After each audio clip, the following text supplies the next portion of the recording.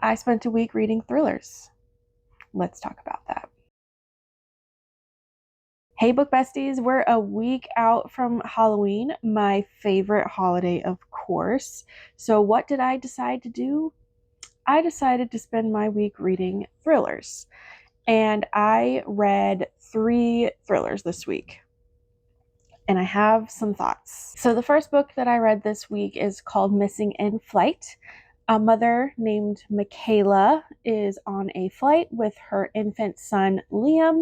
She gets up to go to the bathroom, and when she comes back, she finds his bassinet empty. Everybody starts looking for Liam until they eventually start to question whether or not she even brought him on board. No one actually remembering seeing Liam with Michaela. Let me tell you what I didn't expect from this book. With the last 25 to 35% of the book, I did not expect to basically start sobbing. The book definitely took me by surprise. The beginning felt kind of strange to me. All I could really think was, how could this woman leave her baby in the bassinet by himself to go to the bathroom? I, as a mother, would never be able to do that, even if I was traveling alone. If I had to go that badly, I would be scooping my baby up and bringing her with me. Side note, I am a mother, so this is not me pulling things out of thin air. I do have a daughter. She's not an infant anymore, but the fact still stands, especially when she was that small. This book definitely played with my anxiety. I watch a lot of true crime, and the parts that it hit definitely brushed up against the fears that you have watching like true crime and real life situations. I did wind up enjoying Missing in Flight in the end. I gave it a 3.75 stars. The next book I'm going to talk about is Rosemary's Baby, and if you do not want to hear spoilers on this one, jump to the timestamp on the screen. Otherwise, I have a lot of thoughts. So, Rosemary's Baby starts out with this young couple wanting to get an apartment. Normal, right? They wind up getting the apartment that they want, and they move in, and Rosemary wants to start a family, but her husband does not. After they move in, they meet their neighbors next door, an elderly couple that seem very friendly, and they have this young woman with them that they said that they helped because she had a drug addiction. Well, said young woman winds up dying, and then the older couple wind up basically adopting Rosemary and her husband, and Rosemary's husband gets very close with this older couple. One day, Rosemary's husband comes home and he tells Rosemary that, let's do it. Let's have a baby. The older couple bring over this dessert for Rosemary and her husband. Rosemary and their husband have dinner together as kind of like a date night. The older couple have gone back to their apartment before any of this. She just kind of drops off the dessert and leaves. The husband says that the dessert is the best thing he's ever tried. I think it was like a mousse or something. Rosemary's like, I don't really like it. It's kind of bitter. And her husband basically guilt trips her into finishing the mousse. After Rosemary finishes the mousse, she starts to feel sick and she starts to feel dizzy. And she almost collapses while she's doing the dishes. Eventually, she winds up in bed and she completely passes out. Rosemary has this like super scary dream where she's dreaming about like demons and blood, and her husband is there. When she wakes up, she finds out that she has like scratches across her chest, and that her husband says that he really wanted to have a baby and that they didn't want to miss the window. So while she was passed out, blacked out, he did the thing.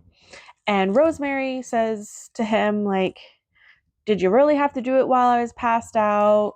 and you can tell that Rosemary's just kind of like icked out. Okay, so Rosemary's Baby takes place in the mid to late 1960s, which, I mean, still. And what was even more creepy was that he said that it was fun in a kind of necromancy kind of way, like making a joke out of it. And that really icked me out. I almost did not finish this book after that. And that was really early in the book.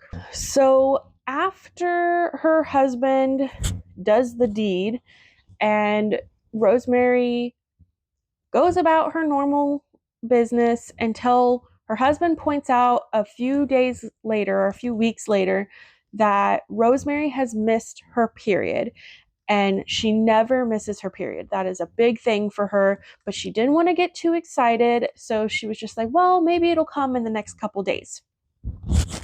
After a few days, she decides to go ahead and schedule an appointment with the doctor. They do some blood work. They wind up calling her and confirming that she is pregnant.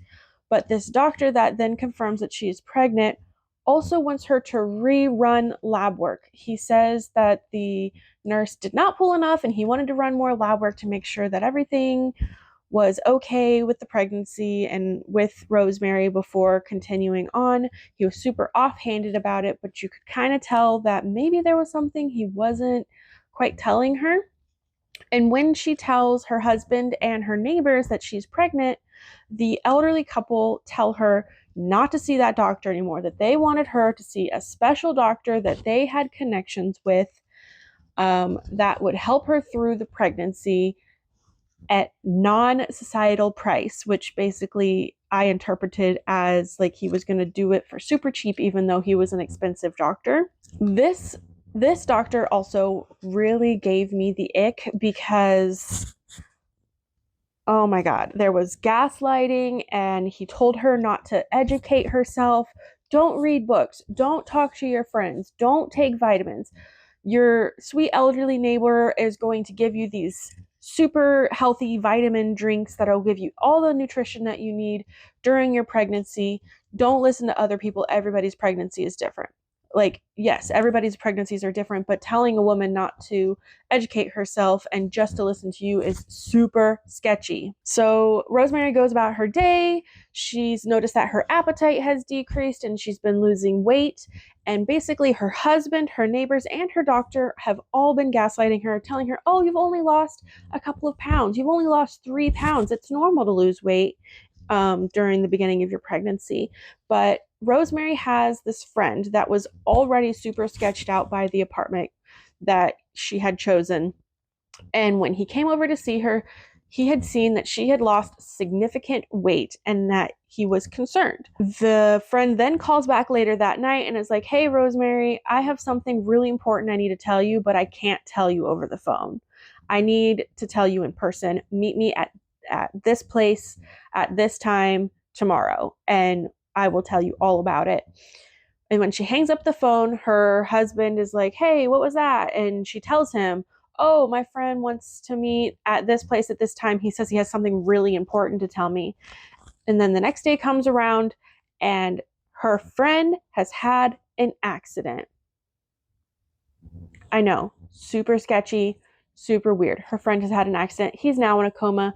He's really sick. Rosemary is still barely eating anything. She's only eating basically raw meat and whatever's in those drinks that her elderly neighbor is making for her. Okay, so looking at my notes, I kind of feel like I jumped ahead a little bit at this point, but we are a couple months farther now. Rosemary had gone off to a cabin for a little bit after having an argument with her husband, and she had spent some time alone.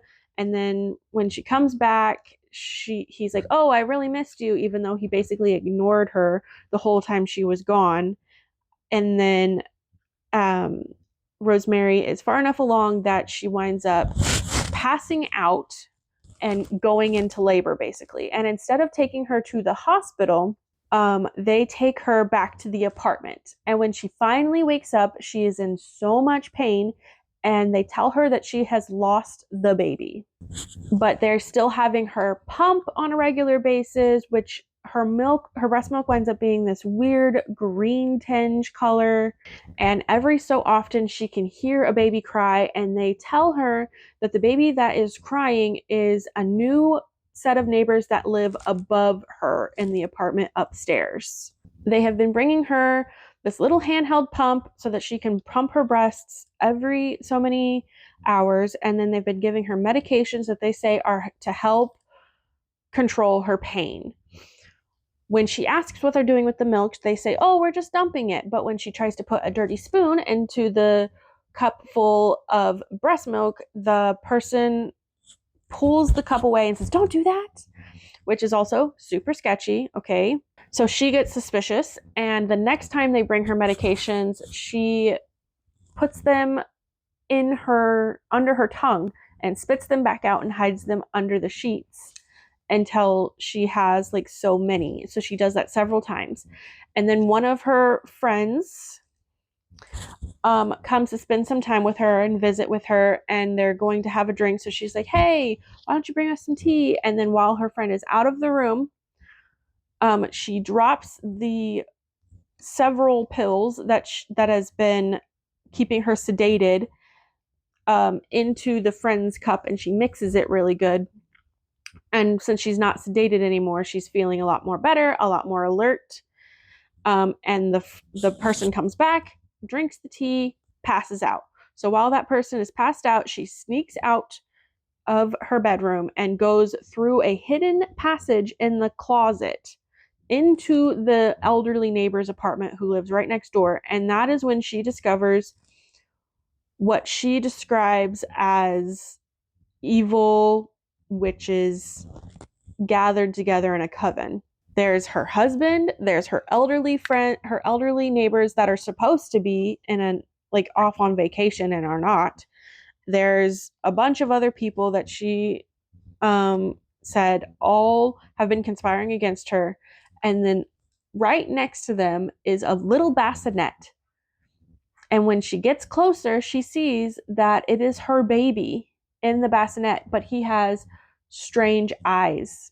And at some point, they discover her sneaking in, seeing them, and basically the whole truth comes out that about what is all happening, that the baby she was actually by the devil, and that the baby is the devil's, so he has his father's eyes, and that's kind of where the story ends at that point. This book made me so mad. Not only do I really dislike people twisting of religions and making them something that they're not, that makes me so angry. And religious extremism makes me angry. Twisting religions and making things evil when they're not supposed to be evil makes me really angry.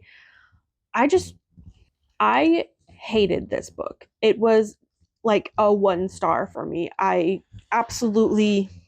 can't. Her son was the son of Satan, which, okay, I get it. But also, like, this book, okay, 1 star.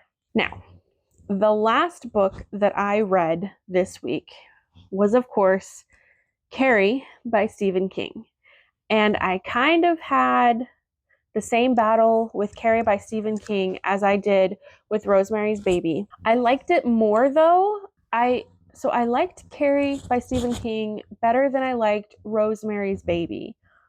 But I still had issue with it, and I still almost DNF'd it. I grew up with Stephen King's stories my whole life. I've seen most of his movies.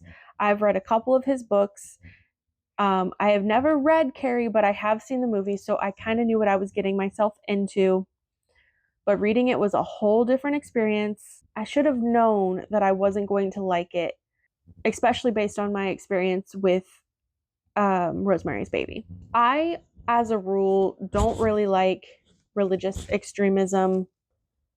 I understand that it's meant to be like the whole part of it, but I don't like it. And fanaticism, I don't like it. It just rubs me the wrong way. I did wind up giving the Carrie a 3-star, but a part of me thinks that maybe I should give it a lower star rating just because I didn't really like it that much. It is a Stephen King book. It is his debut novel, and it's was written in a different time. I understand that completely. The amount of bullying and the amount of dispassion, I understand all of that as part of it. It really, and I understand that it's a thriller. Carrie winds up getting retribution on her bullies, which is crazy. And her mother, who was supposed to be her safe haven, ultimately was probably the worst abuser of all. It's just really difficult for me, and I don't know. So I gave Carrie by Stephen King 3 stars. Know for next time that when it comes to thrillers, because I've read thrillers before and I love them. So I really enjoyed Missing in Flight, which is the one that I read earlier this week. I have read We Used to Live Here. That was a pretty good one. Off the top of my head, I'm having a difficult time remembering what other thrillers I have read. I've read other Stephen King books. I've read The Shining, which was a really good one. I think I've read Pet Cemetery a long, long time ago, way before I even started keeping track of my reads, way back in probably junior high. So it's not the thrillers, it's just the subplots in the thrillers that I struggled with this week. And I know for next time that anything with a religious extremism, I really don't enjoy. I would love to know what thrillers you recommend for me to read. Until next time, I'll see you guys in the next chapter.